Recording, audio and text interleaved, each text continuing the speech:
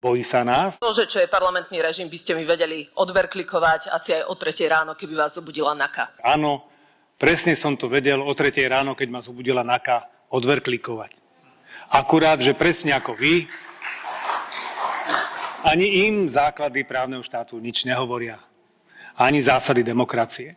Ja som sem prišiel, pretože si vás ctím a iba naivne som sa domnieval, že tu uvidím niektorého z lídrov opozície. Čo som si všimol je, že pán predseda Šimečka sa neráči dostavovať na hodinu otázok, aby sa rozprával. Keď tu Robert Fico je a môže mu položiť otázku, tak to pán Šimečka nerobí.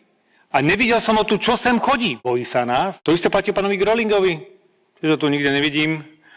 A pán poslanec Majerský má pravdepodobne povinnosti v župe. Ale ten, ktorý najviac kričí, bol vždy pán predseda Progresívneho Slovenska. Čo keby prišiel za ten svoj plat, ktorý berie niekedy do práce?